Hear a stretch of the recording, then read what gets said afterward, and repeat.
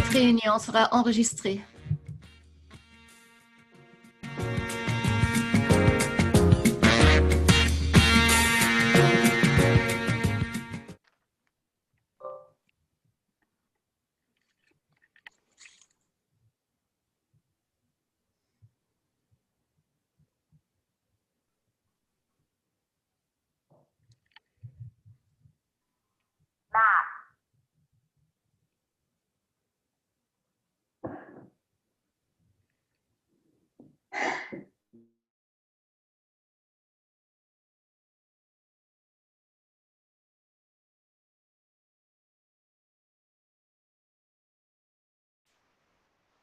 Good afternoon, everybody. Good morning, good evening, and welcome to today's session on sustainable financing for legal empowerment programs.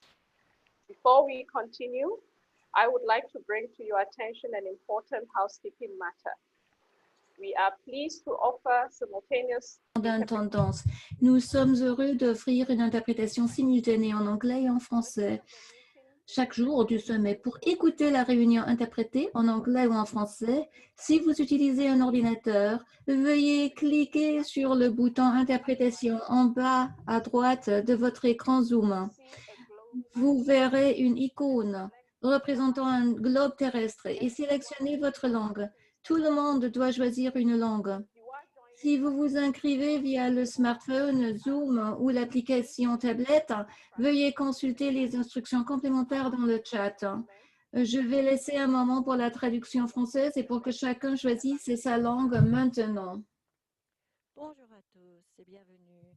Nous voudrions, s'il vous plaît, vous parler d'un point important. Nous offrons le service d'interprétation simultanée chaque journée du sommet en anglais et en français. Pour écouter les réunions interprétées en anglais ou en français, veuillez bien, si vous utilisez un ordinateur, cliquer sur le bouton marqué « Interprétation » en bas vers la droite de votre écran Zoom. Vous verrez l'icône de globe et sélectionnez votre langue. Tout le monde doit absolument choisir une langue. Si vous nous rejoignez par téléphone intelligent, smartphone ou tablette avec Zoom, veuillez voir les instructions pour cela dans la boîte de bavardage, dans le chat. Je vais vous donner quelques instants pour régler tout cela. Merci beaucoup.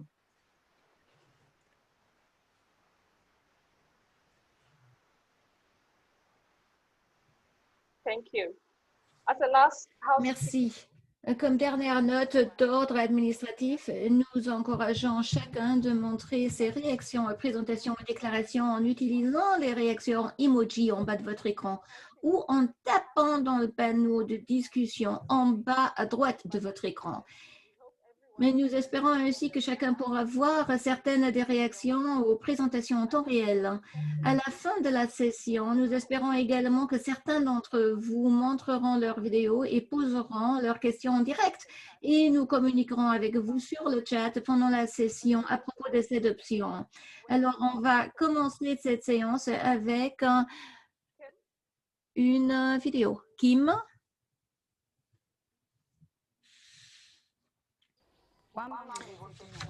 Un homme m'a emmené dans mon village et m'a promis de m'inscrire à l'école. À mon arrivée, j'ai commencé à l'école, puis j'ai arrêté. Il m'a prise pour épouse. Il invite d'autres femmes à la maison et si je parle, il me bat. La grande majorité de la population de Waterloo n'a pas accès à la justice officielle. Beaucoup de femmes ne savent pas qu'elles peuvent être violées dans le mariage.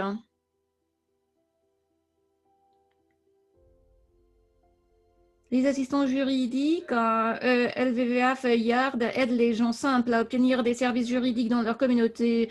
Moi, je suis Abou Bakar, parajuriste, et j'appelle du bureau de GERDEP. Nous avons là une plainte de votre femme, Babindi Kamara. Lorsque les auteurs du crime sont amenés, ils sont normalement difficiles à traiter. Si nous ne pouvons pas traiter l'affaire ici, nous les renvoyons au tribunal. Et après les avoir renvoyés au tribunal, nous veillons à assurer un suivi en surveillant la procédure jusqu'à ce que l'affaire se terminé. Certains cas sont considérés comme bénins et constituent une perte de temps pour aller au tribunal. Le magistrat nous envoie les affaires de base et nous les réglons au niveau de la communauté, en particulier les affaires civiles. Nous travaillons directement avec les tribunaux locaux, les chefs et les acteurs de la communauté. D'autres crimes qui sont au-dessus de notre niveau, comme le viol et d'autres délits, nous les amenons au poste de police et nous en assurons un suivi régulier. Je me souviens d'une question difficile pour laquelle nous avons dû travailler ensemble pour trouver une solution concernant les enfants. Bon, la FSU, l'unité de soutien aux familles, la police et le service parajuridique travaillent ensemble. Les parajuristes de l'EVAF et IARDP, avec le soutien d'OSIVA, mènent une éducation juridique par le biais des formations visant à améliorer la justice de base. Nous faisons ce qu'on fait de l'éducation juridique et cette éducation juridique est dispensée le lundi, le mercredi et le vendredi. Nous nous déplaçons dans les communautés, nous rassemblons les femmes et leur expliquons certaines des lois fondamentales que les femmes sont censées de connaître. Le modèle parajuridique de prestation de la justice primaire est crucial, surtout dans les zones rurales de la Sierra Leone.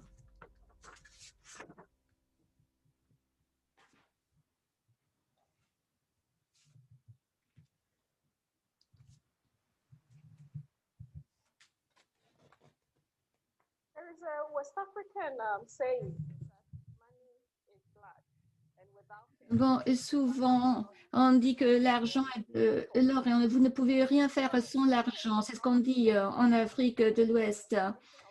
C'est la reconnaissance du rôle essentiel que l'argent joue. Et c'est de quoi on parle aujourd'hui. Ce sont les modalités de la durabilité. Et les parajuristes que vous avez vus dans la vidéo assurent un rôle de premier plan pour que les gens puissent accéder aux services. On va parler des financements, du financement des programmes d'autonomisation juridique, qui reste l'un des plus grands défis dans ce domaine.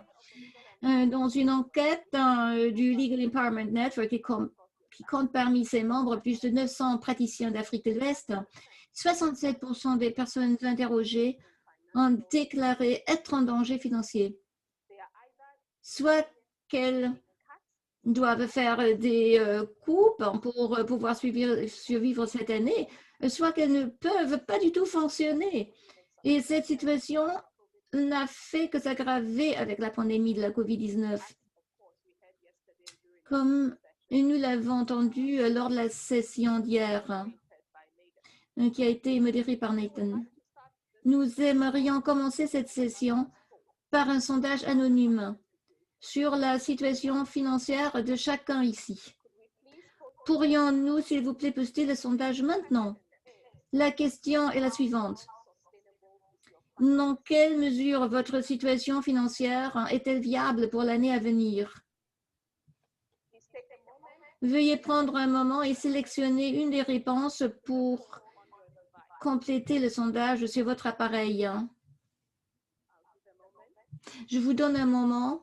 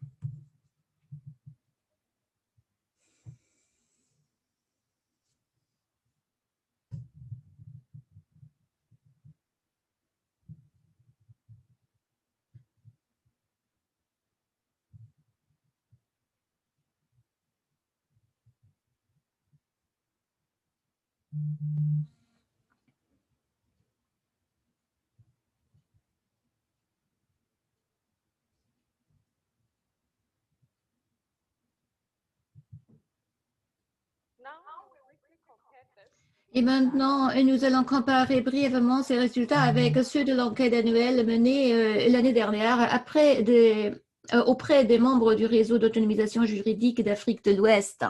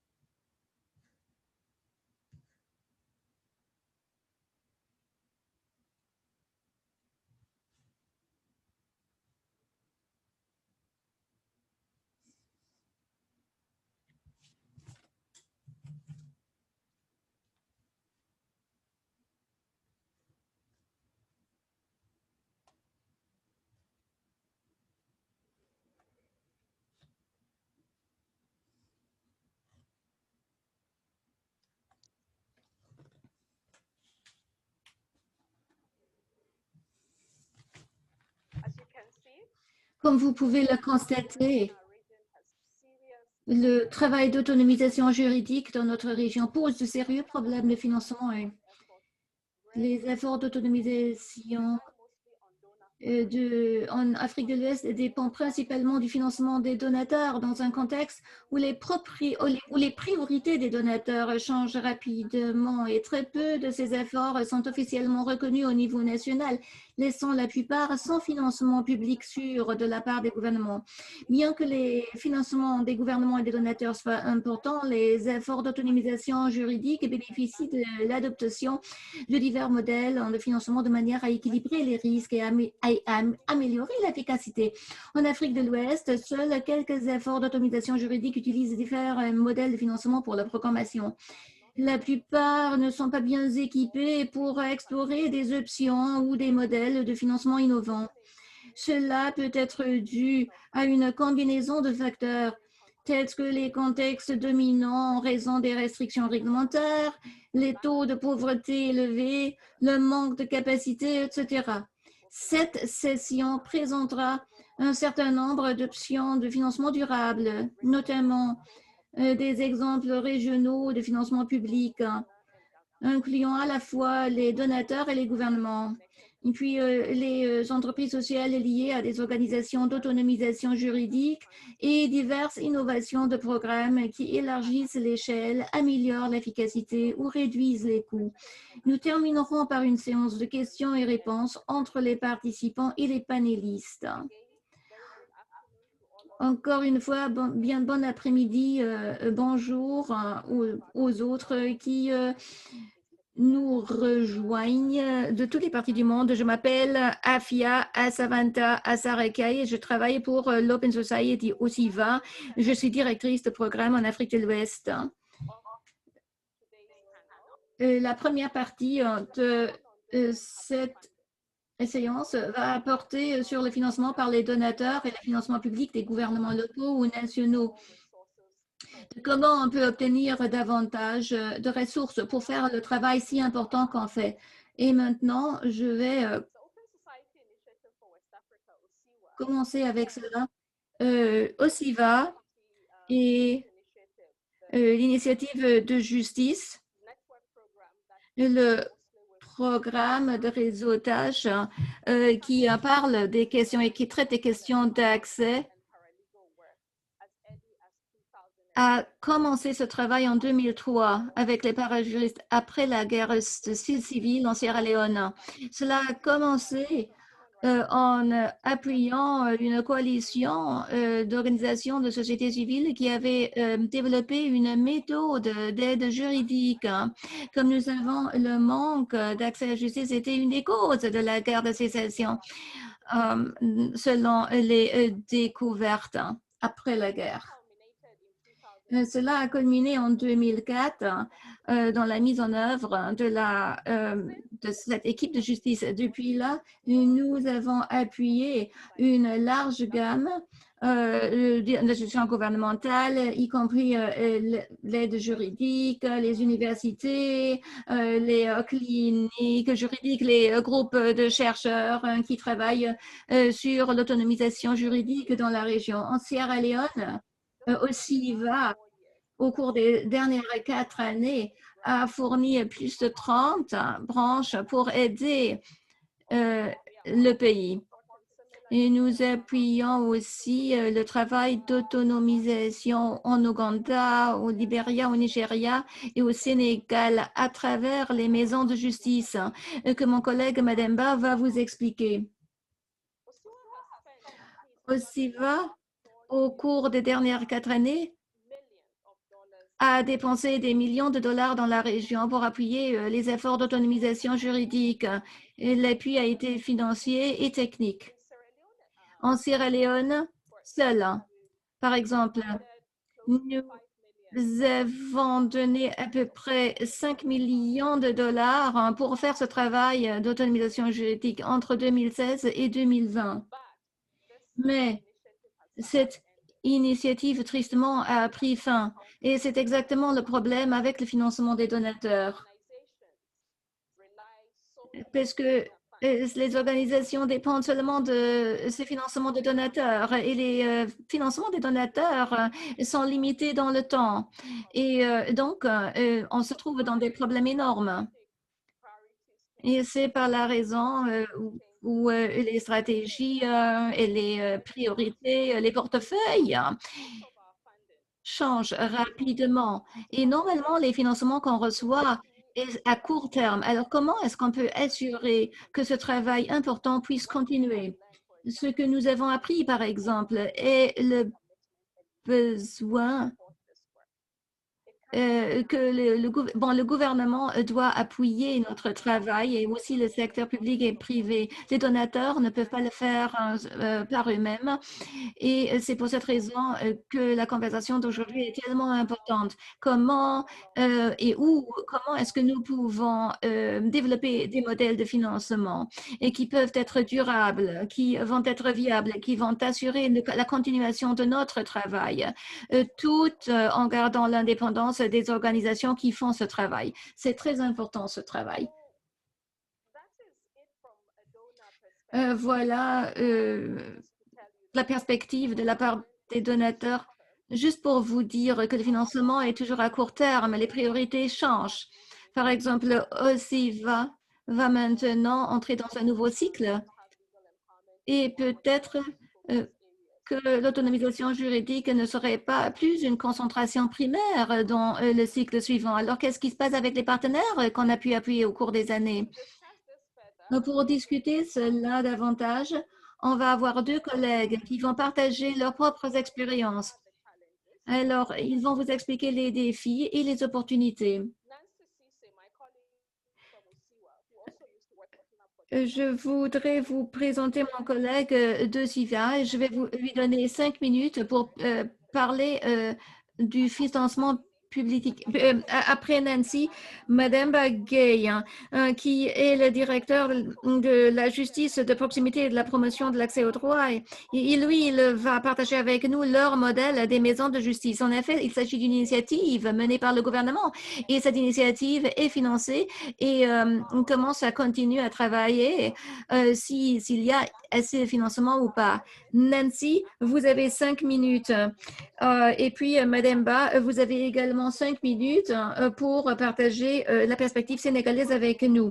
Et Nancy est la coordinatrice du programme de SIVA. Alors maintenant, on veut savoir quels sont les défis, mais parler aussi des opportunités pour le financement public de ce travail. Nancy, la parole est à vous.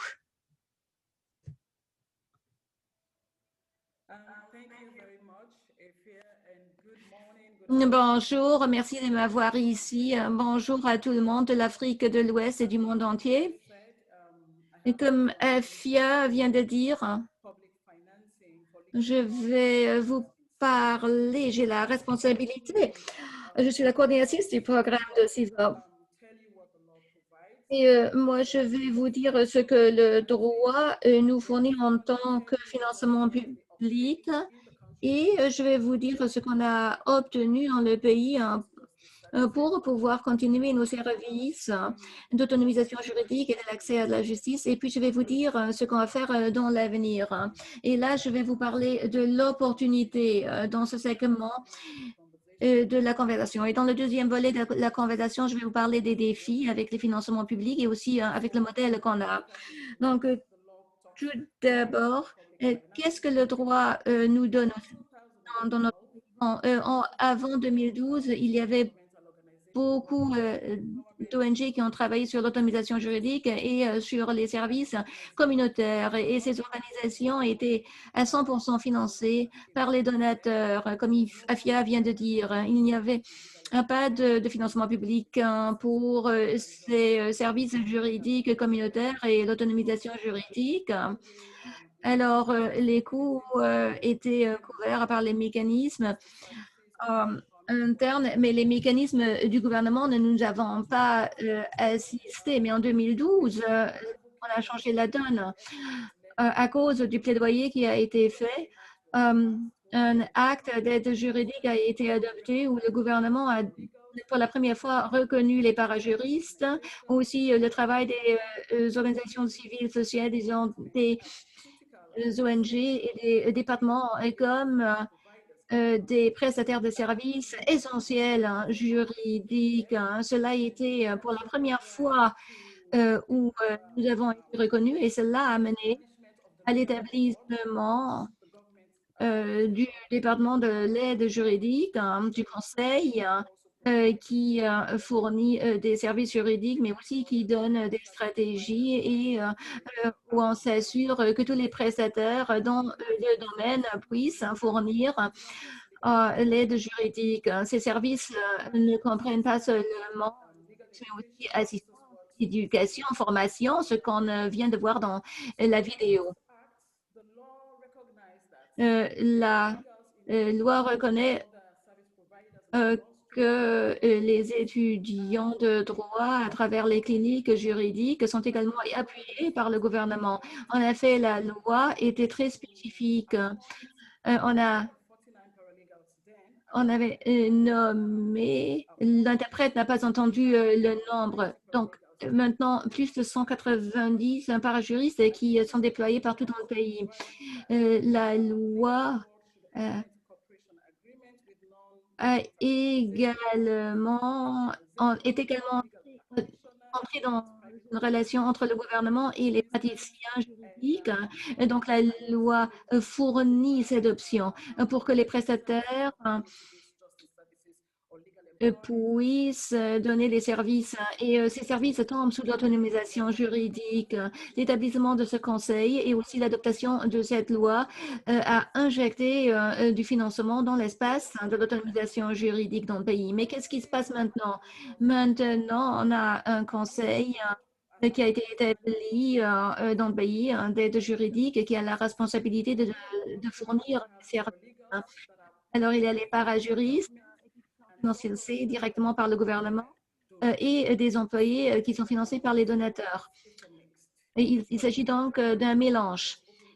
Mais ce modèle, on a pu ouvrir des bureaux dans le pays entier et donc on a les conseillers au niveau communautaire pour fournir conseils et pour traiter des affaires. Les parajuristes sont très compétents et travaillent dans ce domaine. Ils sont reconnus. La loi a reconnu qu'il y a la possibilité de travailler avec l'ADEP ou les organisations de société civile, mais cela ne s'est pas encore passé comme ça parce que le conseil est contraint avec les ressources.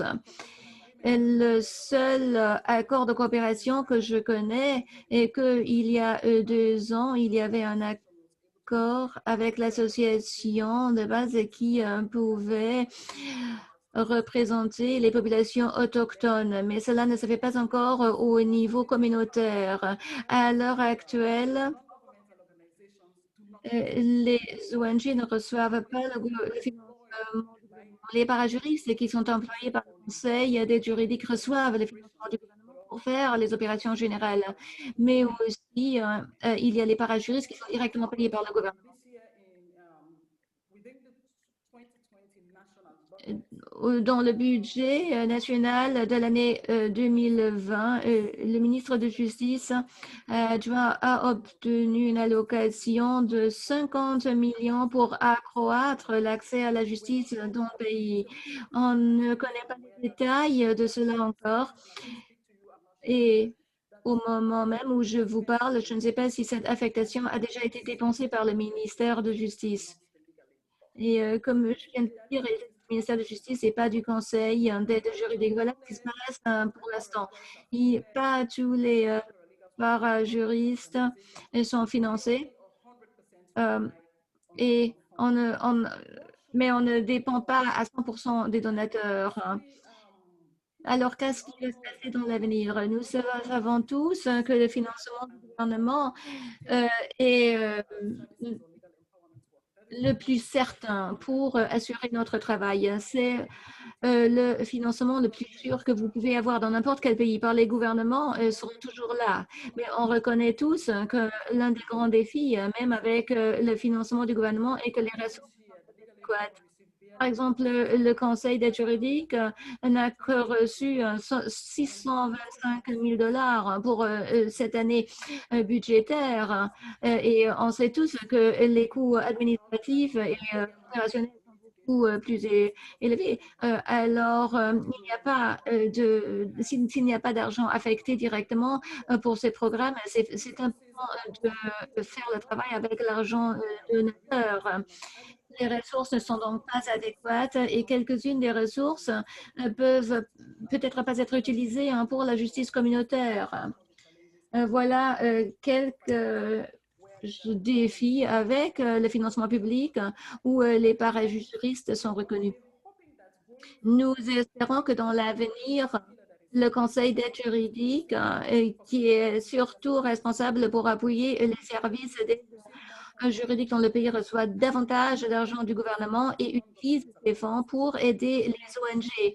Parce que nous avons des organisations très fortes qui ont beaucoup d'expérience et qui travaillent efficacement dans leur domaine. Et on reconnaît que le Conseil ne peut pas travailler dans chaque partie du pays. Donc, ils doivent être supplémentés par le travail des organisations avec le travail par juriste au niveau où on veut qu'ils travaillent pour assurer l'accès. Alors, on veut avoir une situation où les ONG, les parajuristes, dans ces organisations, dans les cliniques judiciaires, les praticiens juridiques soient financés par les fonds venant du gouvernement. Donc, on est dans cette situation d'attente. Et nous espérons également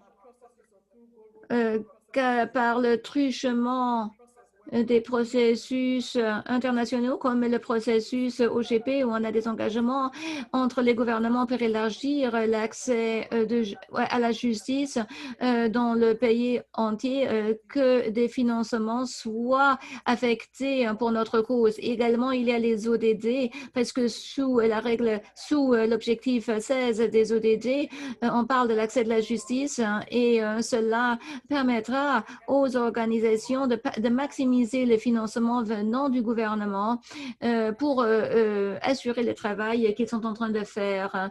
C'est une opportunité. Sierra Leone fait partie de l'OGP, des programmes ODD et aussi du groupe d'études sur l'accès à la justice.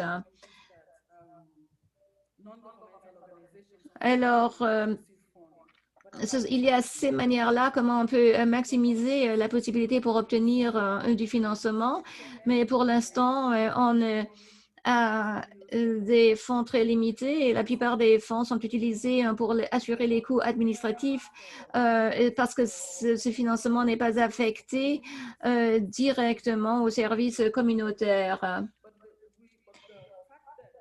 Mais le fait que le gouvernement a dédié des fonds au ministère de Justice est déjà un bon pas vers l'avenir parce que ça montre l'engagement du gouvernement pour engager davantage de ressources pour nos programmes juridiques et pour les organisations. Je les encourage d'utiliser cet engagement parce que cet engagement va se traduire dans des financements concrets et ça va pas seulement rester des engagements sur papier. Et si on tous travaille ensemble et lorsque vous exploitez cette formule avancée par le gouvernement et le gouvernement fait beaucoup d'efforts pour recruter des parajuristes, les organisations de parajuristes devraient maximiser ces opportunités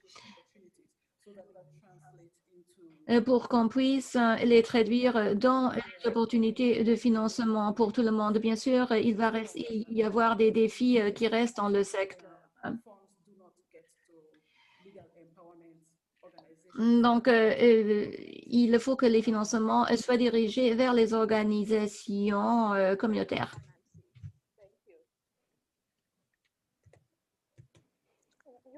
Merci beaucoup, Nancy.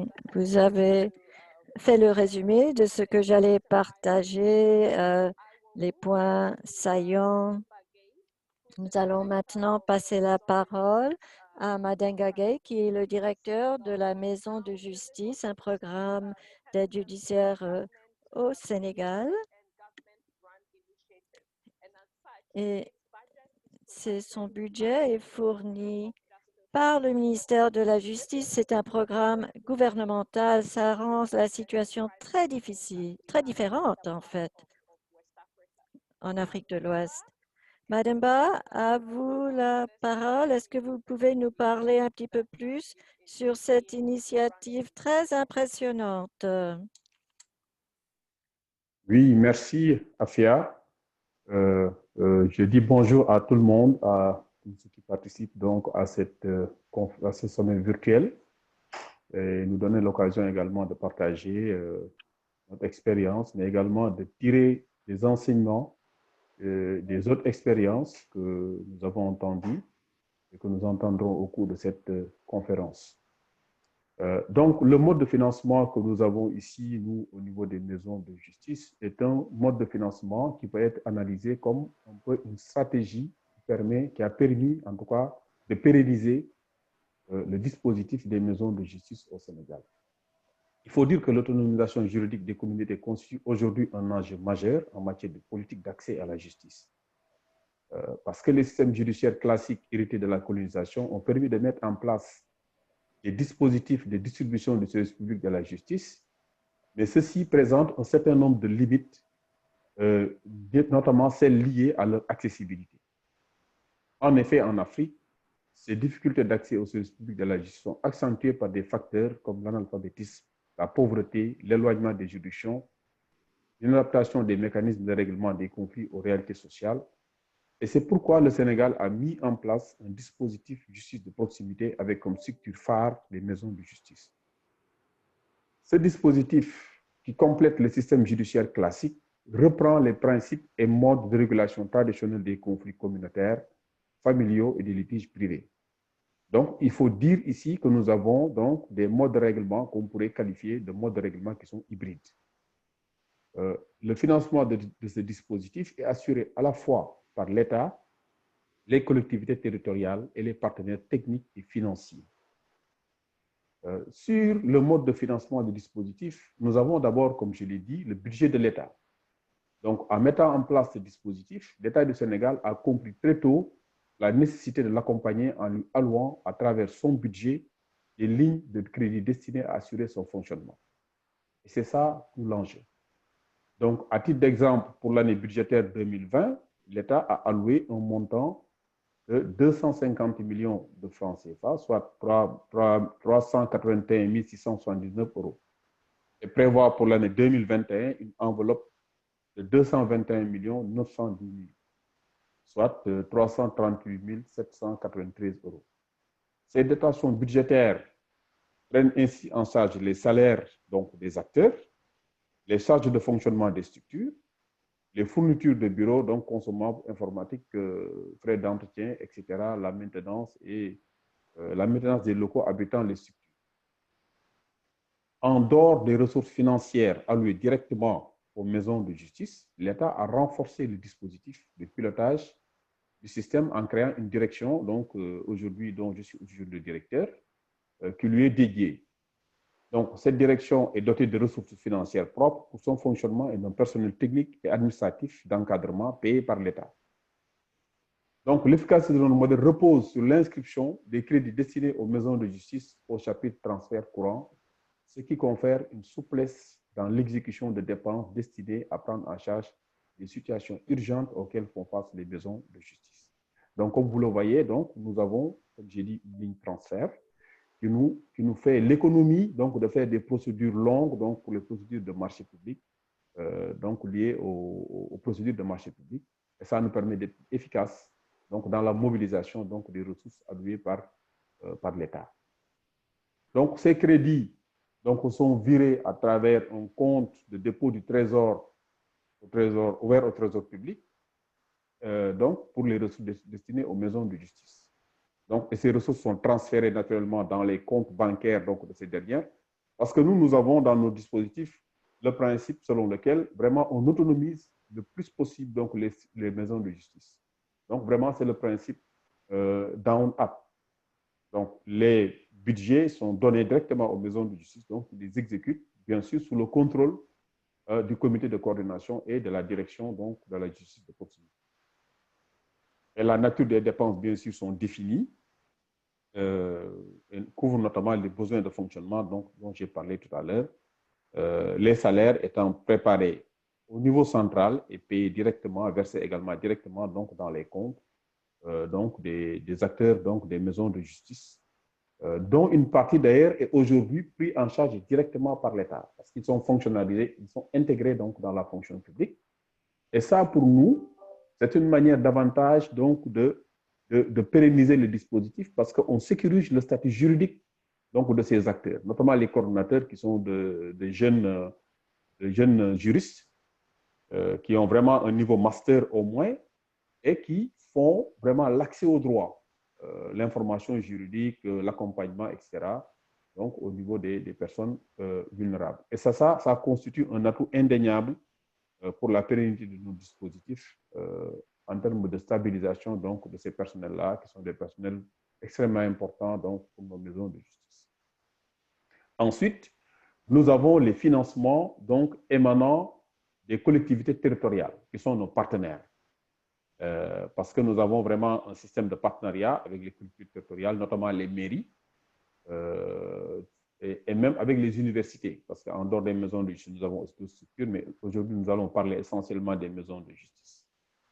Et qui sont installées sur la base de ce partenariat-là, avec des conventions que nous avons signées donc, avec les collectivités territoriales et qui prévoient une participation de ces entités au financement du système.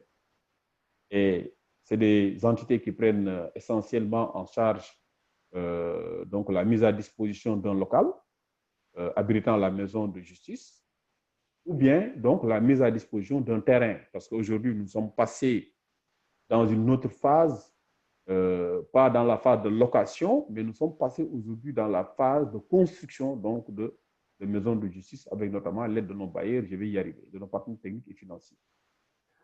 Ensuite, ce sont toujours ces collectivités qui dotent la maison du personnel d'appui. Donc, en termes de secrétaires, en termes de coursiers, en termes de préposés à la propreté, de gardiens, etc. Également, les collectivités territoriales prennent en charge les frais de consommation d'eau et d'électricité. Et par ailleurs, souvent, il y a beaucoup de collectivités également qui subventionnent donc, la maison de justice dans le cadre d'une subvention annuelle qui est allouée donc, par ces collectivités territoriales-là aux maisons de justice et qui permettent donc de faire fonctionner donc les maisons de justice, notamment dans la prise en charge surtout donc des activités donc, qui sont déroulées au niveau donc, de leur ressort. Ensuite, nous avons les partenaires techniques et financiers.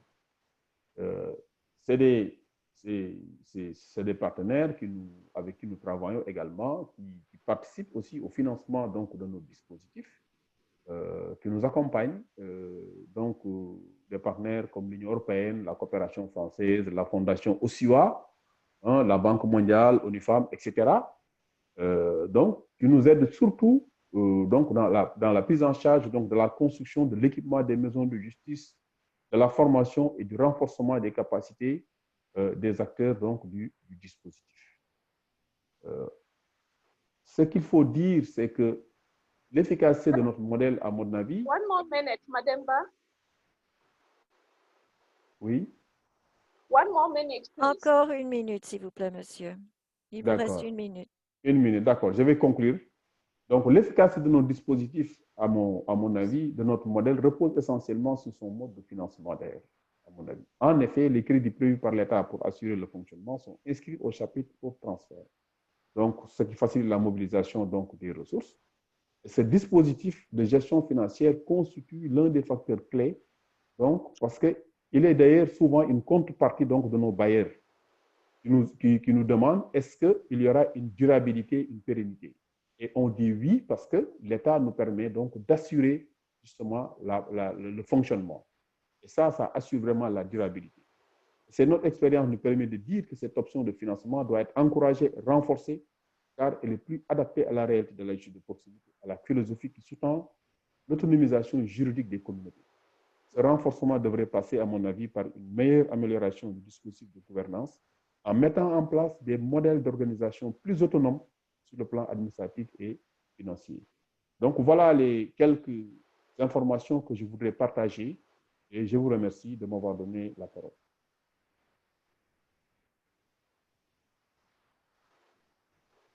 Thank you so much, Mademba. Thank you Merci beaucoup, Mademba, pour cette contribution très instructive provenant du Sénégal.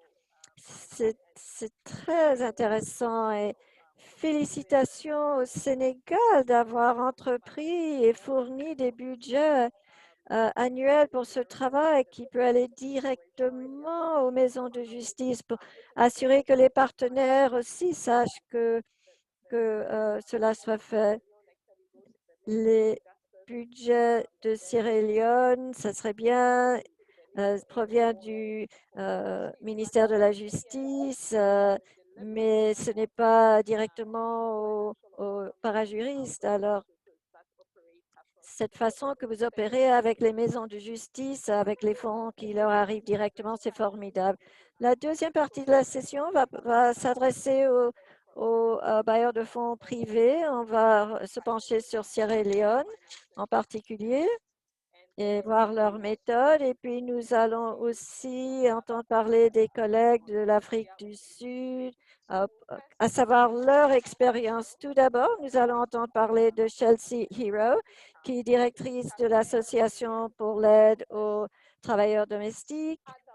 Et puis, il y a un autre modèle de financement pour l'autodétermination juridique. Chelsea, à vous la parole.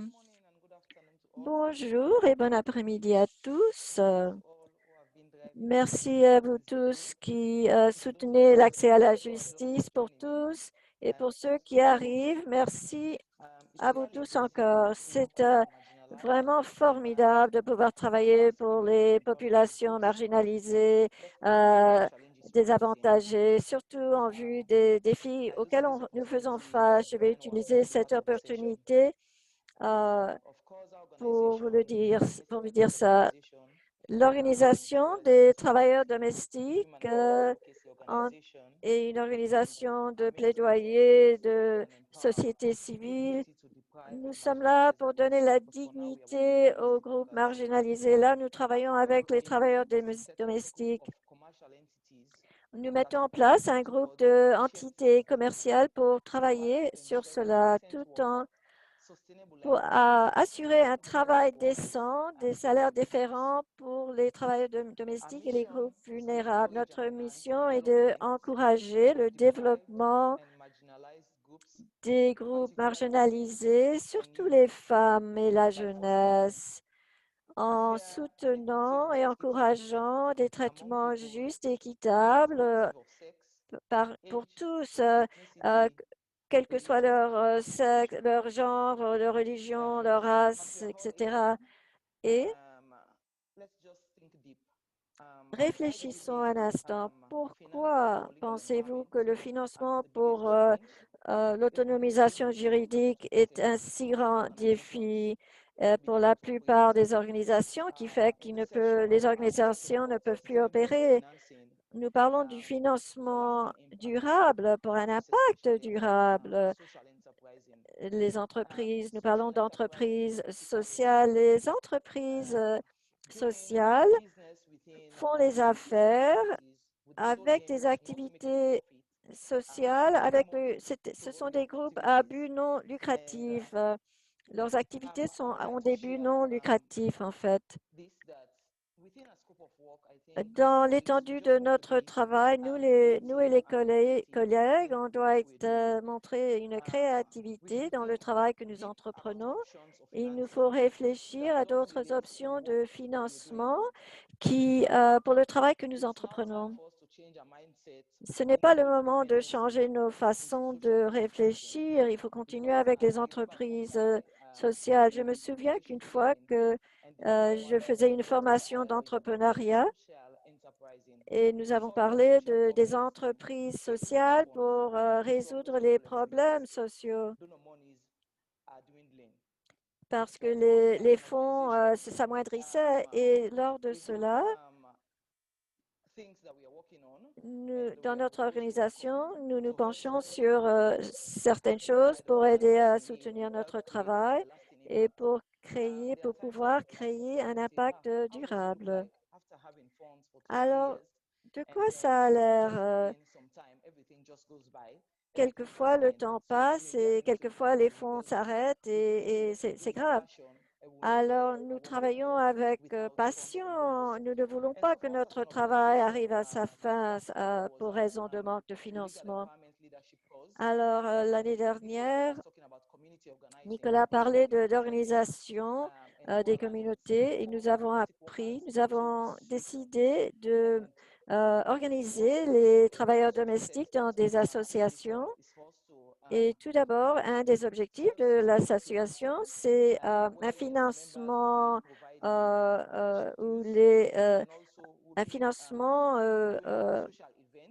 durable où les membres font des activités pour soulever des fonds. Elles doivent payer des cotisations.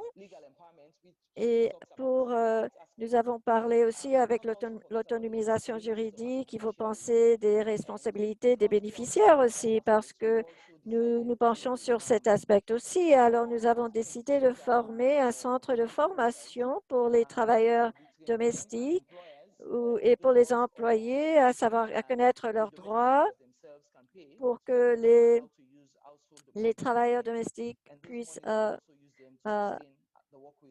apprendre leurs droits. Et puis, nous faisons des consultations à savoir comment faire la demande de subventions, de bourses. Et nous utilisons aussi nos épargnes pour nous aider à faire cela. Et puis, pour aider les travailleurs domestiques à avoir un meilleur niveau de vie. Et on essaye de leur trouver d'autres ressources d'argent. Et donc, nous avons un site web, des campagnes de GoFundMe pour encourager le financement provenant des entreprises sociales. Et dans cette organisation pour les travailleurs domestiques, avec le nom, nous sommes des champions de plaidoyer pour les travailleurs domestiques pour qu'elles puissent plaidoyer quand le besoin y est. Nous faisons un lien entre les travailleurs domestiques avec les employeurs et les coûts ne sont pas très élevés. On peut le faire pro bono, gratuitement, mais on peut le faire sur une surveillance, d'offrir des médiations, de surveiller les situations. Et voici les choses que nous faisons au sein de notre organisation pour voir comment nous pouvons avoir un impact durable. Nous le faisons depuis 2 ans Et maintenant, nous voulons créer un impact sur la vie des travailleurs domestiques. Nous devons bien réfléchir au travail que nous entreprenons, comment créer des activités que nous pouvons fournir et des fonds aussi pour soutenir le travail que nous faisons. Avec le soutien que nous avons reçu de la part de OSIWA, nous allons bientôt ouvrir le centre de formation pour les travailleurs domestiques et puis nous avons aussi des fonds locaux, un petit financement local. Alors, il faut réfléchir de façon créative parce que on reçoit très peu d'argent des donateurs ou très peu d'argent. Il nous faut élargir le champ, ne plus être dépendant sur seulement une ou deux entités. Nous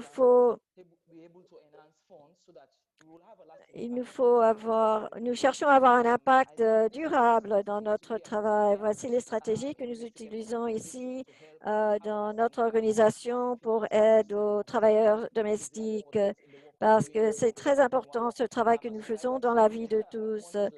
Et l'argent est très important. Nous en avons besoin. Il faut l'argent pour soutenir notre travail. Il faut être créatif. Il nous le faut. C'est absolument nécessaire. Au sein de notre équipe ou chercher des entreprises qui peuvent nous donner des coups de main. Et puis, nous cherchons à maintenir ce travail. Merci beaucoup. Merci beaucoup, Chelsea.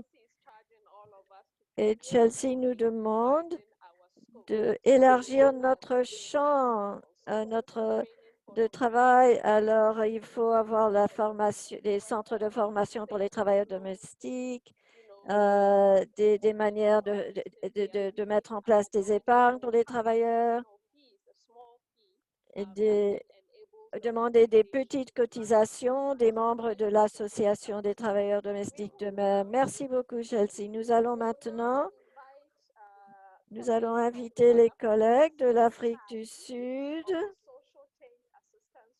du Fonds social pour soutenir les entreprises sociales de justice en Afrique du Sud, de partager ces expériences avec nous. Seth Yadi, vous avez la parole. Vous êtes avec Scat. Merci beaucoup. J'apprécie beaucoup cette opportunité de partager ce panel et cette discussion, à savoir comment assurer la durabilité financière des organisations qui travaillent dans le champ de l'autonomisation juridique.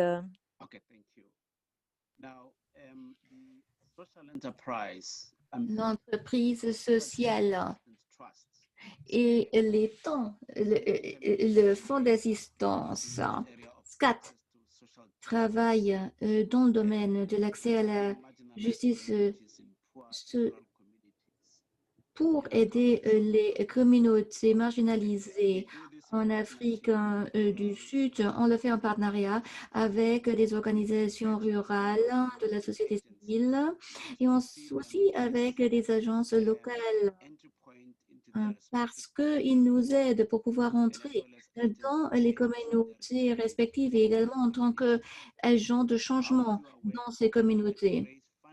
Et nous rassemblons les fonds de fondateurs ou de financiers, de donateurs nationaux et internationaux. On le fait avec des programmes mensuels où on récapitule les opérations journalières. On appuie les gens qui font le travail sur le terrain parce qu'ils nous aident à rendre l'accès à la justice faisable pour les membres de la communauté. On travaille dans 4 des 9 provinces en Afrique du Sud avec ce modèle. Et 95% de notre travail ou de leur travail dépend de nous parce que nous les appuyons pour que eux ils puissent continuer leur travail pour rendre le travail viable. Toutes les organisations qu'on appuie, 24 de ces organisations sont des bureaux de parajuristes qui sont des prestataires de services parajuristes aux membres de leur communauté respective. Et ces services vont des affaires de violence domestique, des différends familiaux, également avec des affaires où il faut payer des aliments pour enfants, etc. Mais au fur et à mesure, ces organisations ont évolué. Ne sont plus seulement des bureaux qui servent à donner l'accès à la justice, mais aussi ils ripostent aux défis socio-économiques. Ils ont des activités dans leur programme. Par exemple, des projets où les membres de la communauté peuvent générer du revenu, et équiper les fermes, etc. Et donc, ces bureaux travaillent beaucoup plus étroitement avec les membres. Et donc, ils ont besoin aussi d'un financement continuel pour pouvoir rendre ces programmes durables et pour les rendre viables dans l'avenir. Un des défis majeurs pour ces organisations de base est la viabilité de l'organisation, mais aussi la viabilité financière. Alors, concernant les subventions normales qui financent ces organisations, SCAT a un modèle qu'on a mis en œuvre et on l'appelle le schéma des motivations et des incentives de rassemblement de fonds. Comment est-ce que cela fonctionne? Alors, c'est de combiner la philanthropie locale de nos communautés pour obtenir davantage de participation des organisations pour nous aider avec les activités. Et ces activités peuvent se faire à cause de l'argent qui provient des gens de la communauté elle-même. C'est pour que la communauté s'approprie de la durabilité et du travail que fait l'organisation. On veut minimiser leur dépendance de SCAT et d'autres donateurs. Parce que, comme vous savez, la plupart des organisations dépendent uniquement de quelqu'un qui vient de l'extérieur, d'un donateur extérieur. Et on sait que ces financements sont limités ou sont affectés seulement à un certain projet et cela ne rend pas les programmes qu'on a maintenant dans les communautés durables. La manière dont ce modèle fonctionne, c'est qu'on les encourage pour revenir avec des idées de rassemblement de fonds, de faire la collecte de fonds, impliquant les membres de la communauté. Ça va des activités, par exemple, d'avoir des concours musicaux, également des événements sportifs, des courses familiales, aussi des petits marchés où on donne des aliments aux pauvres de la société. Bon, par exemple, bon, on le fait en toute légalité, sans alcool, parce que on ne peut pas obtenir une licence d'alcool, bien sûr, pour faire quelque chose comme ça. Donc, on encourage les jeunes pour faire partie de ce genre d'activité qui est tout le monde. SCAT leur donne 5 rands. 5 rands. Donc, 1 rand est à peu près 90 cents américains. Lorsqu'ils peuvent juste faire un tout petit rendement de ce travail, alors ça leur donne 5 000 rands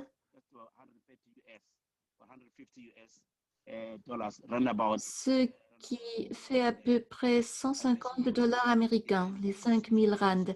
Et cet argent est utilisé par l'organisation même pour faire avancer leur mission et leurs objectifs. Donc, cette organisation, cet argent recoule dans l'organisation pour que l'organisation puisse organiser leurs programmes et faire continuer les programmes qui existent déjà.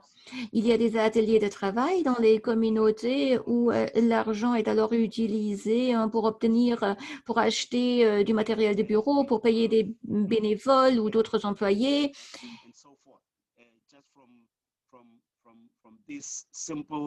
Donc, c'est une toute simple idée pour collecter les fonds et cela aide tellement. Concernant les modèles d'entreprise sociale, parce que vous savez que le problème de la durabilité était toujours dans notre esprit, parce qu'on voulait toujours faire un travail viable. Alors, on leur a expliqué l'idée de l'entreprise sociale. C'était en 2018 où on a travaillé ensemble avec la Fondation de la société ouverte. Et on a travaillé avec 8 organisations ensemble. Et on leur a expliqué comment faire pour devenir une entité d'entreprise sociale. Le critère, c'est qu'ils doivent être impliqués dans un projet communautaire. S'il s'agit par exemple quelqu'un qui a des ruches d'abeilles qui sont dans les communautés ou un petit commerce, il faut avoir des idées d'entreprise qui aident la communauté. Avec ce concept viennent bien sûr aussi les explications concernant les défis, c'est-à-dire allons faire la transition du financement des donateurs vers le financement autonome. Et il y avait beaucoup de gens qui ont eu de bonnes idées pour générer le financement pour ce modèle d'entreprise sociale.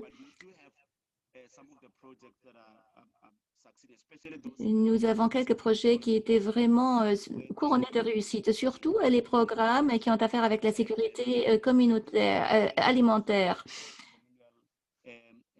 Nous avons des petits marchés communautaires qui travaillent avec la communauté et c'est une activité durable. On crée aussi des travaux et il s'agit d'un projet qui est reconnu dans la communauté. Et nous étendons aussi ce modèle aux jeunes de la communauté parce qu'on les engage dans une idée d'entreprise sociale pour les jeunes. Il y a un groupe de jeunes qui se rassemblent, on leur donne les compétences pour ouvrir leur propre entreprise, pour gérer leur entreprise. Mais avec cette attitude, cet esprit d'entreprise en tête et avec des idées avec lesquelles ils peuvent alléger les problèmes de la communauté. Il y a des jeunes qui ont par exemple commencé une entreprise où ils vendent des repas. Et puis, ils ont utilisé l'argent pour acheter des chaises, par exemple, pour un centre de personnes âgées, pour aider les personnes âgées dans ce centre de la communauté. On autonomise ces organisations, on les responsabilise par des ateliers de travail sur la responsabilisation.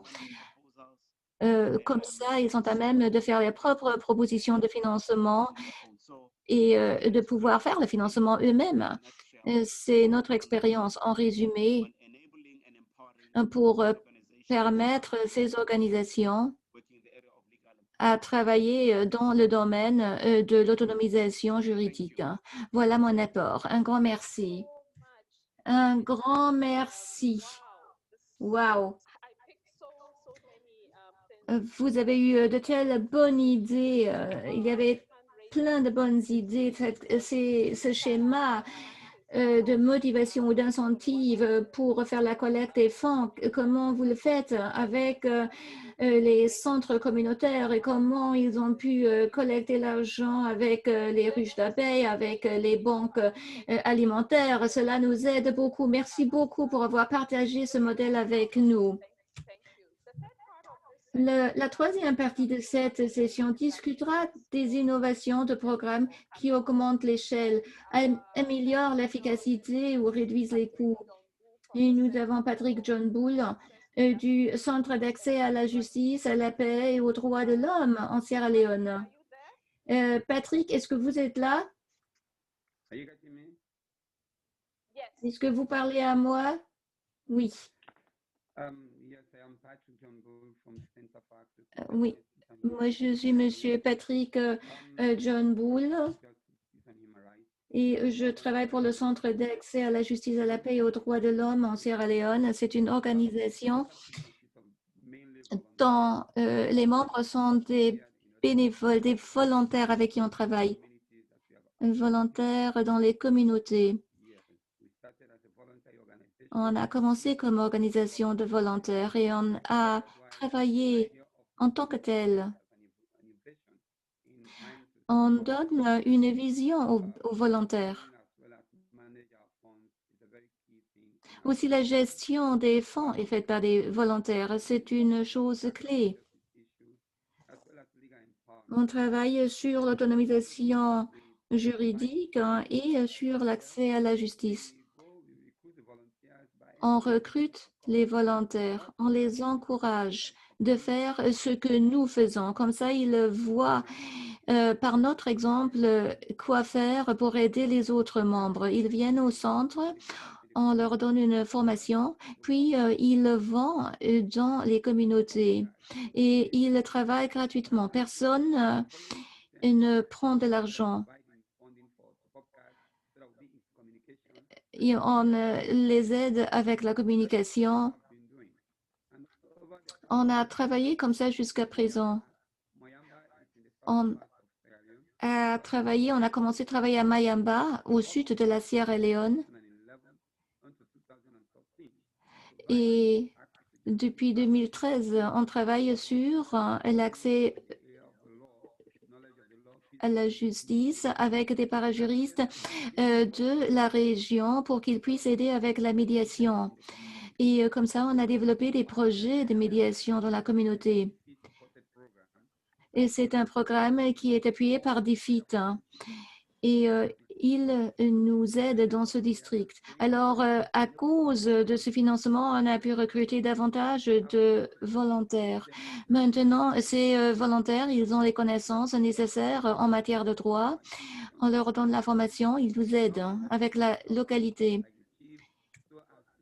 Ils travaillent aussi ensemble avec les chefs de village. Ils résolvent les problèmes de communauté sans que les gens doivent aller aux tribunaux.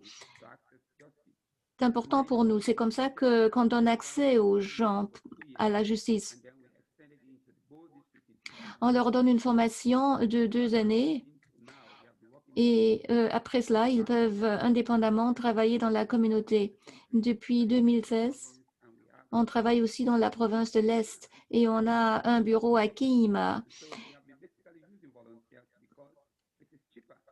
C'est mieux pour nous de travailler avec des volontaires parce que ça ne coûte pas cher. Lorsque vous expliquez les raisons aux volontaires, pourquoi il faut travailler dans ce domaine, ces volontaires sont enthousiasmés, ils ont la volonté de travailler avec nous parce qu'ils voient qu'ils font quelque chose de bien pour les communautés, surtout les communautés rurales. Il n'y a pas de système formel de tribunaux dans ces petites communautés rurales.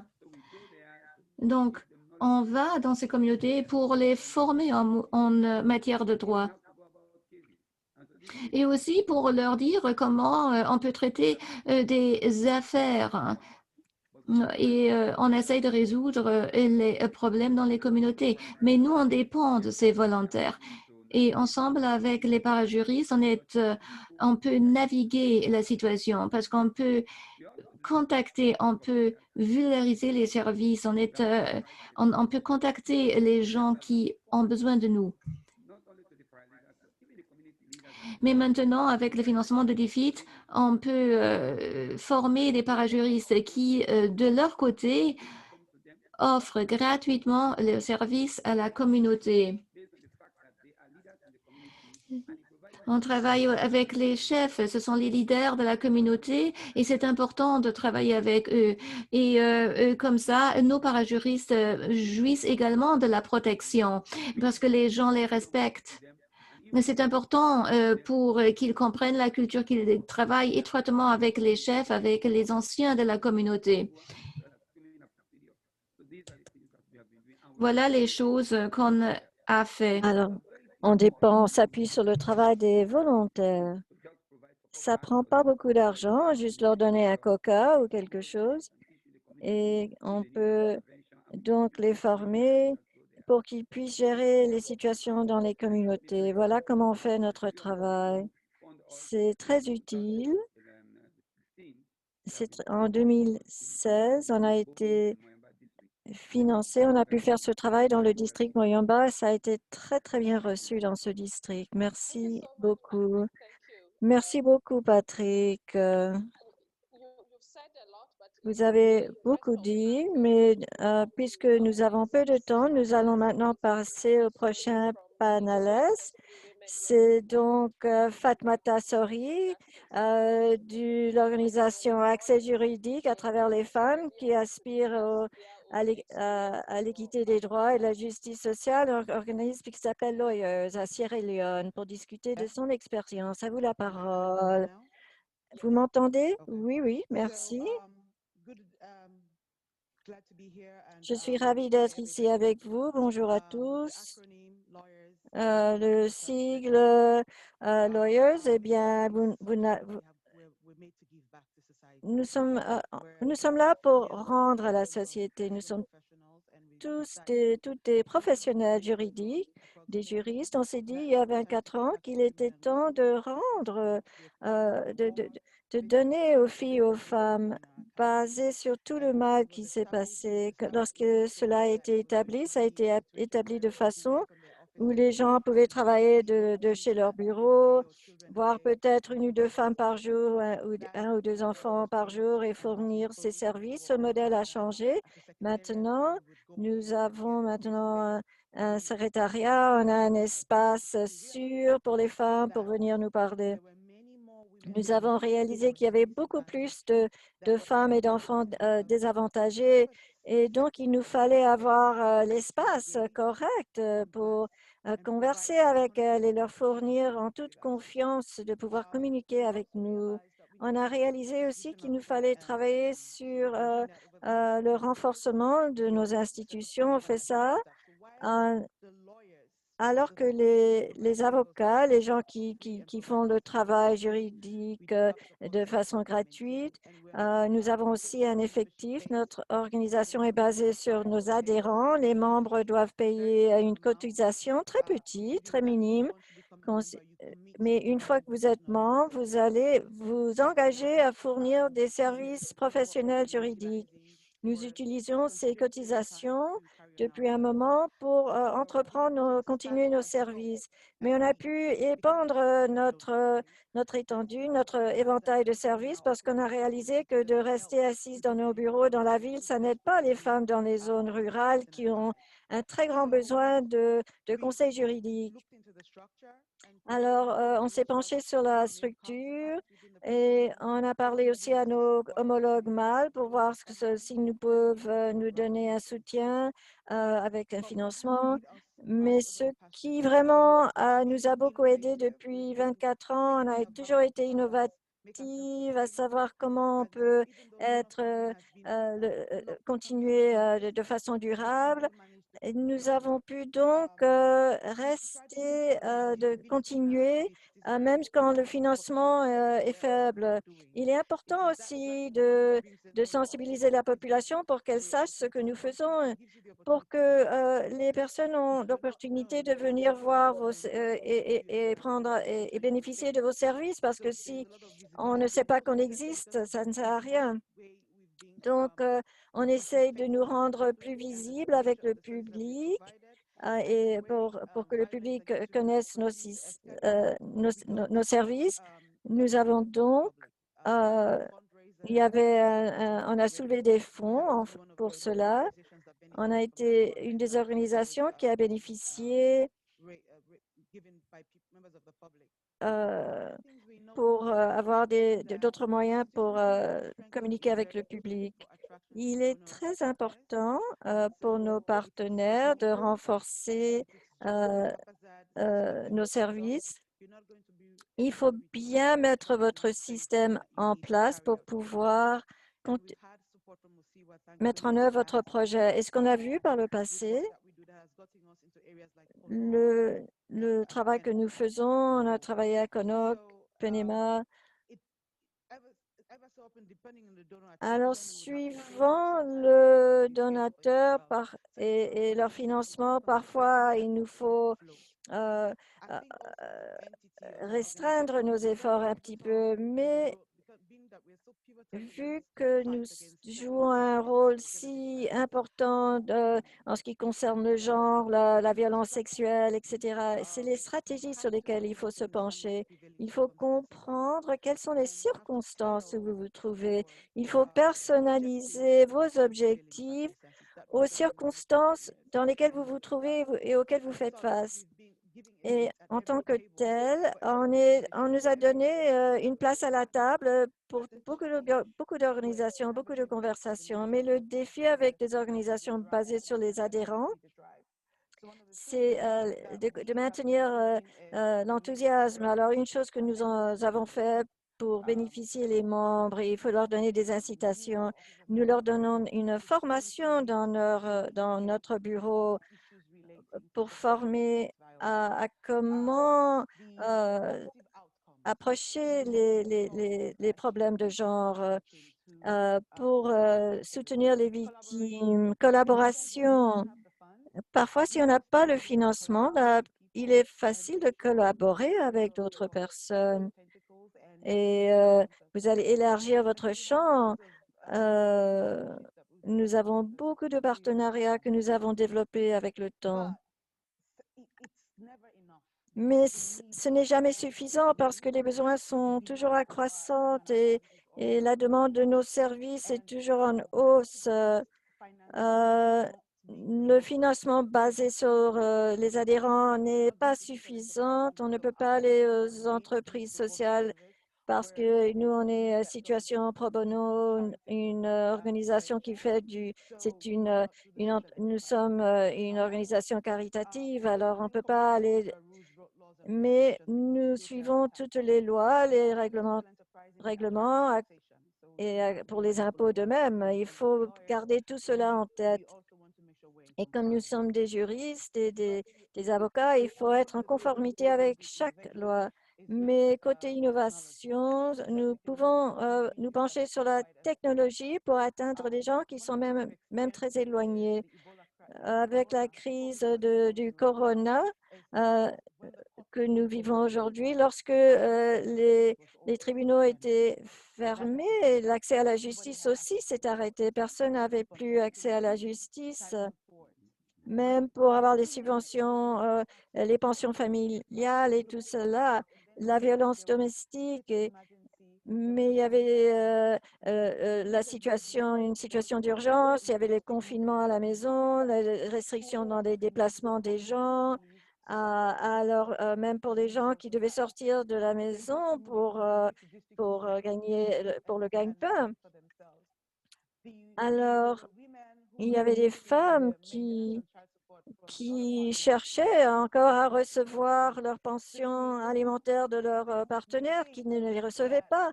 Alors, nous pensons que l'innovation va nous aider à atteindre plus de gens et avoir un champ plus important. Alors, il nous faut avoir un système peut-être de téléphone ou de courriel. On a des parajuristes qui peuvent aller dans les communautés ou des avocats qui peuvent aller dans les districts. Alors, quoi qu'on s'est penché au départ dans un espace limite, nous cherchons à accroître cet espace. Nous utilisons nos voix comme pour plaidoyer aussi. Nous voyons cela dans nos lois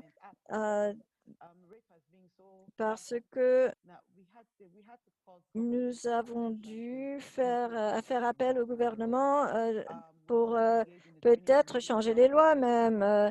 On s'engage avec les médecins de même. Alors, avec le temps qui passe et on devient de plus en plus visible, on est de plus en plus engagé. Alors maintenant, à savoir comment nous allons réaliser nos objectifs. Nous savons que le financement des donateurs est très important maintenant. Merci beaucoup. Il y avait beaucoup de matériel présenté jusqu'ici, mais une combinaison diverse de sources de financement est très important. Ça rend l'avenir beaucoup plus durable pour les organisations. Il nous reste très peu de temps, mais avant d'ouvrir la parole aux panélistes pour les questions des participants, notre rapporteur de la session va nous parler. Et donc, c'est Adna Karam-Bid-Oates et elle va nous faire un petit sommaire, un petit résumé des présentations que nous ayons entendues jusqu'ici. Et puis, Adna, à vous la parole très brièvement, un sommaire, s'il vous plaît. En fait, je pense que nous avons décidé que vous avez fait un si joli travail en direct que je ne peux vraiment pas ajouter à ce que vous avez dit. La décision, donc, c'est d'aller directement dans les questions-réponses. Donc, nous allons ouvrir donc la séance pour voir les questions des participants, pour voir, mais continuez à ajouter des questions, s'il vous plaît, pour ceux qui ont des questions en tête. Nous allons mentionner votre nom, montrez votre vidéo, s'il vous plaît. Et vous pouvez voir en bas de votre écran, dans la boîte de bavardage, vous pouvez mettre des commentaires et vos réactions. Merci beaucoup.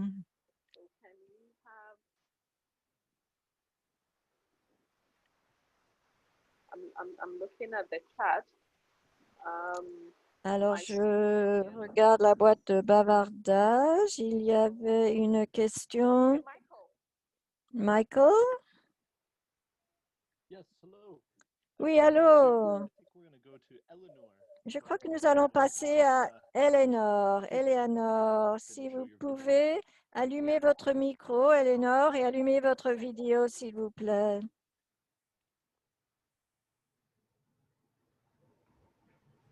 Good afternoon. Bon après-midi. Est-ce que vous m'entendez? Merci beaucoup des présentations avec tant d'idées. Alors, la question est pour Seth. Vous avez mentionné beaucoup, à savoir les types d'activités pour soulever les fonds qui sont entrepris à travers le schéma pour soulever les fonds et pour faire participer les communautés et les membres du public. Alors, est-ce que le public pense qu'il contribue aux capacités des organisations d'autonomisation juridique pour qu'ils puissent ensuite fournir les services au public, aux communautés?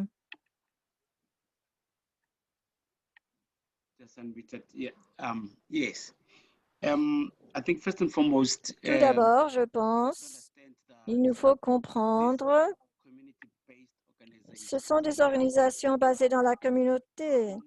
Donc, elles sont gérées par des gens de la même communauté. Ces organisations font partie de la communauté. elles voient ça comme un investissement ou un soutien à leur propre organisation, aux organisations qui ont été commencées dans leur communauté. Et puis deuxièmement, dans la plupart des cas, ces organisations sont responsables, elles cherchent à faire face aux préoccupations qu'on leur apporte. Dans ces communautés marginalisées qui ont très peu d'accès aux ressources et très peu d'accès à la justice. Alors, toute initiative est vue pour maintenir les portes ouvertes de ces organisations est bienvenue par la communauté, est bien vue par la communauté. Et donc, ces événements pour soulever les fonds, vous allez voir que la communauté va en effet participer dans ces événements. Si, par exemple, il y a une vente de nourriture, d'aliments, la communauté va soutenir cet effort parce qu'elles veulent que continuent ces organisations. Il y a un grand engagement à ce que ces organisations restent sur place.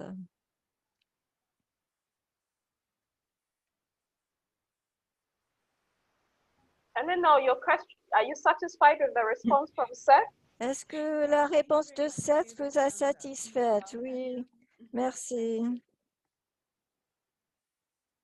Any other questions from participants? Y a-t-il Y une a-t-il autre d'autres question de la questions part de des participants? On a encore le temps pour une question d'Abby Moine et un commentaire final, un tableau. Abby, please go ahead. Abby, allez-y. Oui, merci pour me donner la parole. C'est une question pour Monsieur Mbemba.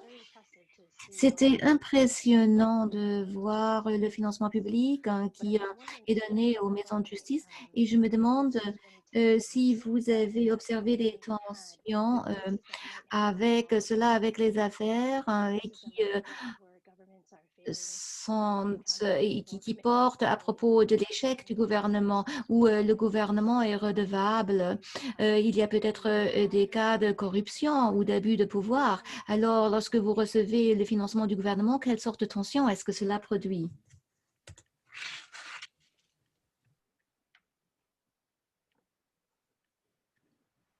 Mademba? Monsieur Mademba, vous avez entendu la question? On ne vous Oui, entend pas. Pardon. On vous entend. vous m'entendez? Oui, maintenant on vous entend. Merci. C'est bon. Donc, si j'ai bien compris sa question, donc, est-ce que ces financements-là que nous recevons donc, ne peuvent pas, en tout cas, induire des tensions? Si j'ai bien compris ce qu'elle veut dire, hein, des tensions,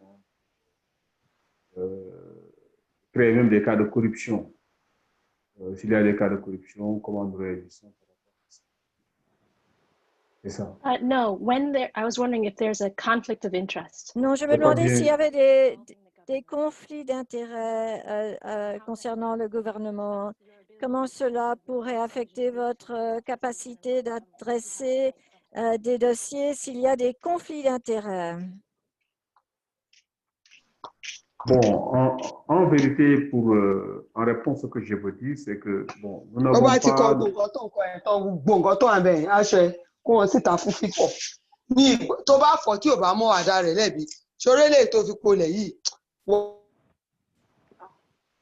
Nous n'avons pas noté, en fait, de conflit d'intérêts liés au financement que le gouvernement nous donne. Parce que ce qu'il faut bien comprendre, c'est que le dispositif que nous avons, comme j'ai dit, c'est un dispositif qui permet justement au gouvernement de toucher des couches vulnérables de la population que le service public de la justice, avec les juridictions, ne touche pas. C'est-à-dire que les personnes pauvres, les femmes, des handicapés, des jeunes, des analphabètes, etc. Donc, aujourd'hui, surtout le secteur informel aussi. Donc, avec le secteur de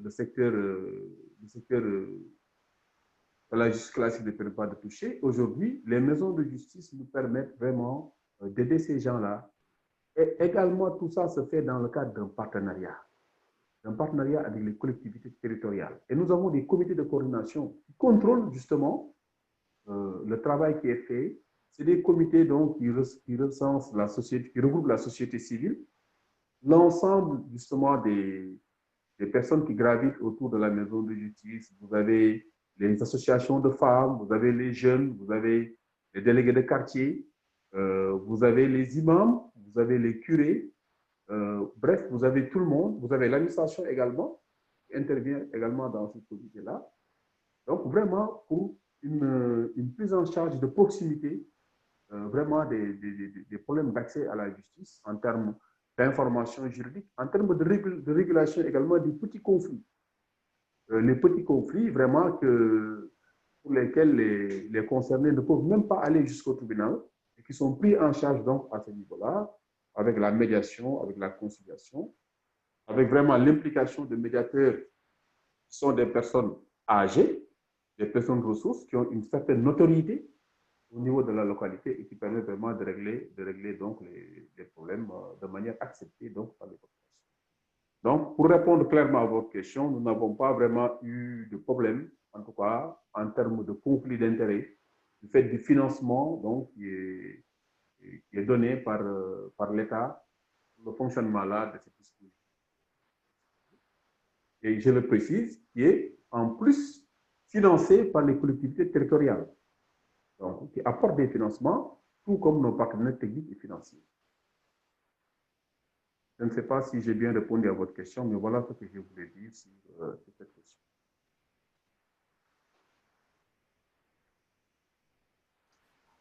Thank you. Merci. Merci beaucoup, Madame Ba. We will Thank you. take the last question from Abdul Karim. Merci beaucoup, Madumba. Alors, la dernière question de Karim. Ma préoccupation ou ma question pour tous les panélistes, comment allons-nous continuer à survivre en tant que ONG, société civile? C'est une question critique pour Sierra Leone et le scénario ici, c'est les ONG internationales. Fatma Assouri, nous sommes tous ici. Comment allons-nous faire pour engager les ONG internationales et les sociétés civiles parce que et les organisations internationales, juste le coût d'opération, l'argent pour leur coût d'opération pourrait financer nos services pendant 5 ans. Alors, ce qui est arrivé avec mon organisation l'année dernière, les critères de l'Union européenne pour faire une demande de soutien devait être entrepris par un ONG local. On a essayé d'engager le soutien des ONG internationales parce que c'est une des problèmes clés que nous avons. Si nous voulons continuer à survivre, il faut que nos gouvernements assurent de soutenir les ONG. Et comment pouvons-nous faire cela? Merci. Merci, Abdul Karim. Nancy, vous voulez partager des réflexions? Oui, absolument. Je pense que tout d'abord, je veux dire que pour en répondre à la question de Abdul, comment on va continuer à survivre, deux choses. J'ai travaillé avec la justice. Une chose que j'ai réalisée, les organisations non gouvernementales doivent prendre des pas délibérés pour explorer des options différentes. Je pense que ce qui manque, c'est il faut prendre des pas délibérés pour explorer le financement. C'est un défi, je le sais bien. Si on prend des étapes délibérées pour explorer tout cela, je pense que nous allons voir le succès. Pour les dernières années, nous avons eu des organisations qui ont essayé de mise en œuvre d'entreprises sociales. C'était que Chelsea vient de vous expliquer. Je parle là des opérations de base qui se poursuivent, hein. C'est le premier point. Mais le deuxième point, c'est que des organisations non gouvernementales doivent capitaliser sur l'engagement politique et la volonté qui existe dans les pays, surtout dans les pays où l'autonomisation juridique a été reconnue. Il y a souvent beaucoup de manifestes, de documents gouvernementaux, d'engagements gouvernementaux. Et alors, dans ce cas-là, les ONG doivent capitaliser là-dessus, faire du plaidoyer, parce que utiliser, se servir de cet engagement doit se traduire dans la collecte de fonds, le financement réel. Et puis aussi, il faut savoir comment les organisations locales peuvent travailler ensemble avec les organisations internationales pour exploiter le financement. Par exemple, pour s'assurer que les organisations internationales puissent vous aider, il faut avoir la bonne capacité. Il faut travailler avec les organisations locales ou nationales qui sont déjà reconnues. C'est très important. Avant de donner financement à une organisation internationale, il faut reconnaître, il faut d'abord voir si ces organisations internationales travaillent avec les organisations de base et comme ça appuient le travail pour que le travail qu'ils font devienne viable. Merci beaucoup, Madame Nancy.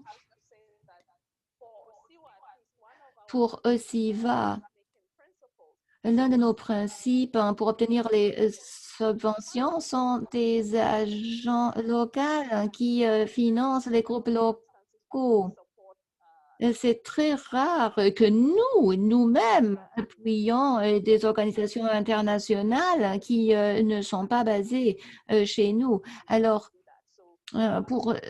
chez nous, ce cas-là n'arrive pas. Donc, ces efforts délibérés, intentionnels des organisations partenaires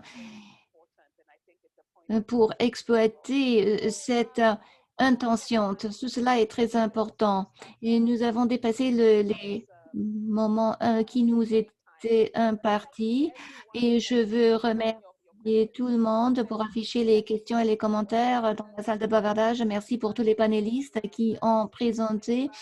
Nancy, Madame Bachet, Cess, Patrick et Fatimata. Et on encourage tout le monde pour continuer cette discussion sur le financement durable, sur l'autonomisation juridique, sur médias sociaux avec hashtag. Cliquez sur le lien pour contribuer à cette discussion pour le réseau de l'autonomisation juridique. Un grand merci à tout le monde et on va se revoir demain sur la discussion, ou pour la discussion plutôt, pour l'évaluation et le développement des projets d'autonomisation juridique. C'était une discussion, une conversation très enrichissante. Un grand merci et je vous souhaite un bon après-midi ou une bonne soirée. Bon, et passez une bonne journée pour les collègues aux États-Unis. Merci.